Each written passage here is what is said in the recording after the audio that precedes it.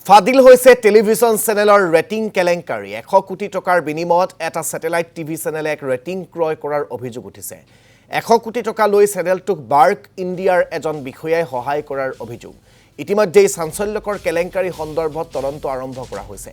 বিজ্ঞাপনৰ বজাৰ দখলৰ লক্ষ্যৰে এই অনৈতিক কামত টেলিভিছন চেনেলটোৰ স্বত্বাধিকাৰী লিপ্ত হোৱাৰ অভিযোগ কেৰালাত সংঘটিত হৈছে এই টেলিভিছনৰ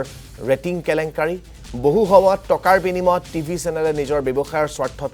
ৰেটিং ক্ৰয় কৰাৰ অভিযোগ উঠি আহিছে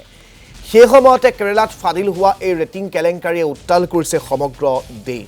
সকলোৱে জানে অধিক সংখ্যক গ্ৰাহক দেখুৱাব পাৰিলে বিজ্ঞাপন পাব পাৰি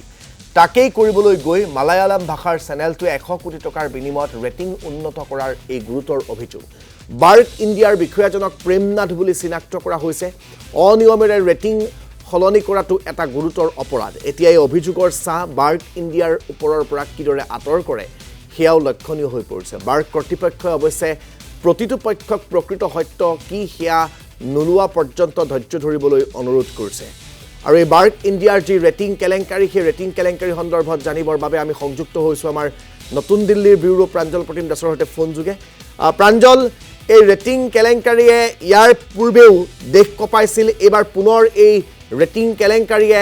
আকৌ দেশত চৰ্চা লাভ কৰিবলৈ সক্ষম হৈছে গোটেই বিষয়টো সন্দৰ্ভত এতিয়া বাৰ্ক ইণ্ডিয়াৰ স্থিতি কি বাৰ্ক ইণ্ডিয়াই কি ব্যৱস্থা গ্ৰহণ কৰিছে সেই বিষয়াজনৰ বিৰুদ্ধে যোনে মালায়ালাম টিভি চেনেলটোৰ পৰা 100 কোটি টকা লৈছে ৰেটিং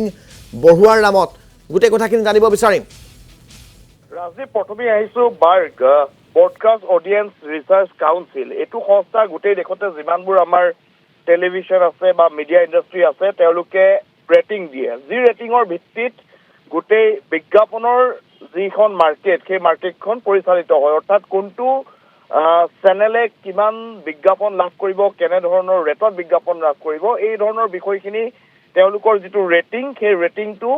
ৰেটিংটোৱে নিৰ্ধাৰণ কৰে গতিকে অত্যন্ত গুৰুত্বপূৰ্ণ এই বাৰ্কৰ বিষয়টো আৰু ইতিমধ্যে আপুনি উল্লেখ কৰিছে কিন্তু গোটেই বিষয়টো পোহৰলৈ আহিছে আমি যদি চাওঁ এটা কেছ ইতিমধ্যে ৰেজিষ্টাৰ্ড হৈছে যিটো মালায়ালাম নিউজ চেনেল এটাৰ এজন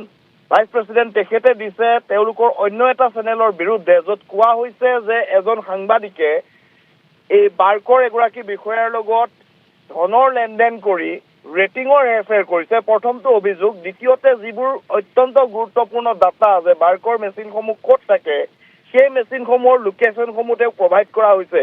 প্ৰায় 15 কোটি টকাৰ লোকচান যাৰ ফলত যিটো প্ৰতিষ্ঠানে গোচৰ দিছে তেওঁলোকে ৰাজহ হেৰুৱাবলগীয়া হৈছে এই ধৰণৰ কেলেংকাৰীৰ বাবে গতিকে বাৰ্কৰ ওপৰত প্ৰশ্ন আহিছে ৰাজদীপ যে কিমান নিৰপেক্ষ এই ৰেটিং চিষ্টেমটো সেইটোক লৈ প্ৰশ্ন উঠিছে আৰু বাৰে বাৰে এইটো কথা কোৱা হৈছে যে কেৱল তেওঁলোকৰ ৰেটিং বঢ়াবৰ কাৰণেই নহয় যিটো প্ৰতিযোগী চেনেল আছিলে সেই চেনেলটোৰ ৰেটিং কমাবৰ কাৰণেও পইচা দিয়া হৈছিলে প্ৰায় 100 কোটি টকাৰ এই যিটো ঘোটালা বা কেলেংকাৰীৰ কথা ইতিমধ্যে পোহৰলৈ আহিছে এতিয়া বাৰ্কে কি উত্তৰ দিয়ে সেয়া লক্ষণীয় হ'ব আৰু ইতিমধ্যে এই গোটেই বিষয়টোক লৈ বিভিন্ন সময়ত বিভিন্নজনে প্ৰশ্ন উত্থাপন কৰি থাকে গোটেই চিষ্টেমটো কোনো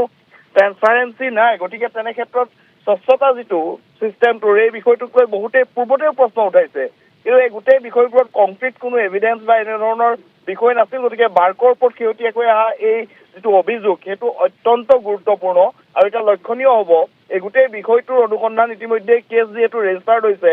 এই গোচৰ কোনটো পৰ্যায়লৈ যায়গে আৰু বাৰ্কে এই গোটেই বিষয়টোত কি তেওঁলোকে প্ৰতিক্ৰিয়া প্ৰকাশ কৰে ৰাজদীপ ধন্যবাদ জ্ঞাপন কৰিছোঁ আপোনাক সবিশেষ জনোৱাৰ বাবে প্ৰাঞ্জল প্ৰতিম দাস